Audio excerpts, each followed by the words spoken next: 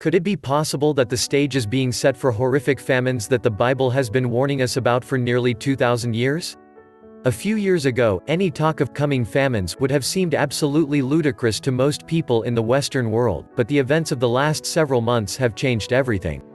Now, the UN is openly warning that famines of biblical proportions could be on the way, and the head of the UN World Food Programme is telling us that we could soon see 300,000 people literally starve to death every single day.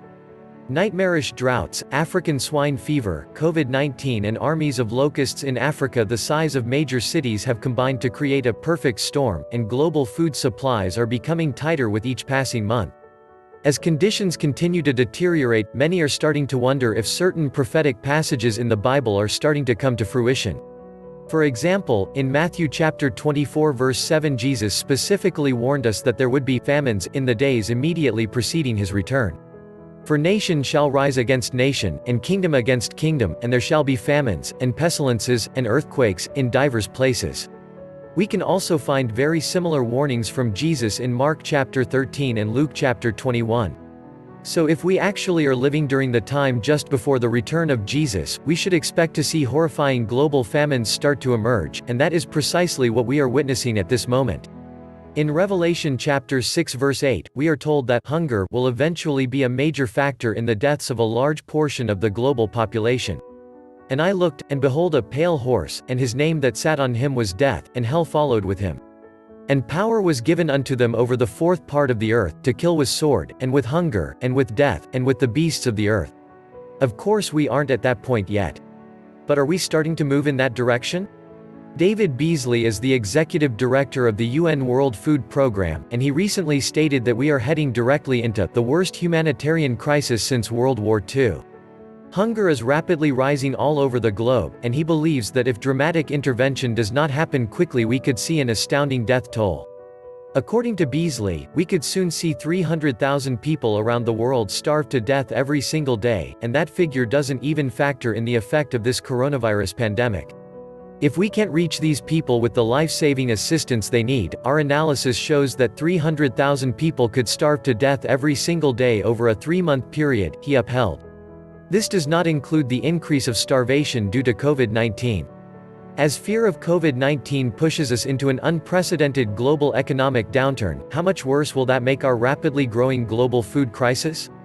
Of course, in the Western world we are much better off than most of the rest of the planet for now.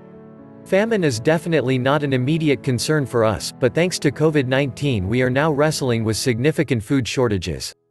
Because meat supplies are so tight, approximately 1/5 of all Wendy's restaurants have taken burgers off their menus. When I first read that, I was absolutely stunned. Of course Wendy's is not the only one dealing with strained supply chains.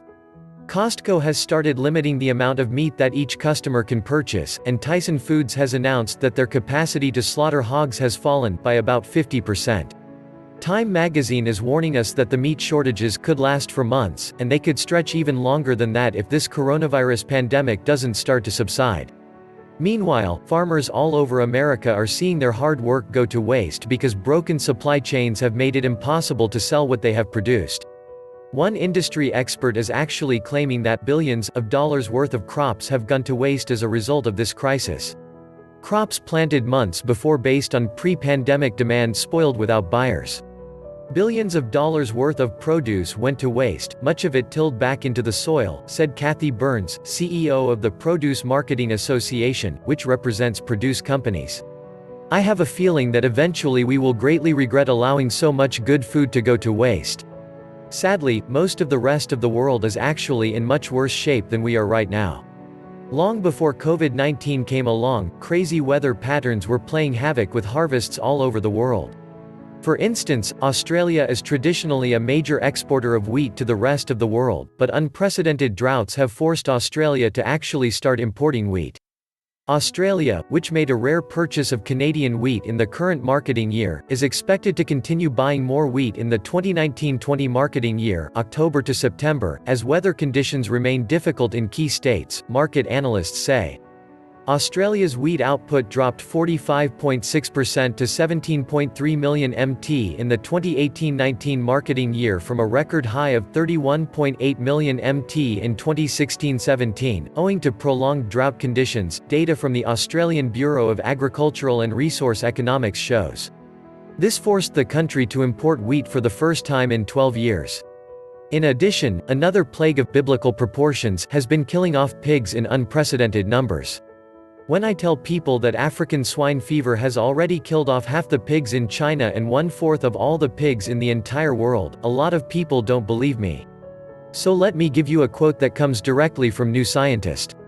"A quarter of the world's domestic pigs have died this year as a virus rampages across Eurasia, and that may be just the start. Half the pigs in China, which last year numbered 440 million, some 50% of the world's pigs, have either died of African swine fever (ASF) or been killed to stamp out the virus. ASF comes from East Africa. In 2007, it reached Georgia in the Caucasus in contaminated meat, and in infected wild boar. Now, it is all over Russia and Eastern Europe, and infected wild boar have turned up as far west as Belgium. It is also spreading in East Asia, killing many pigs in Vietnam and elsewhere.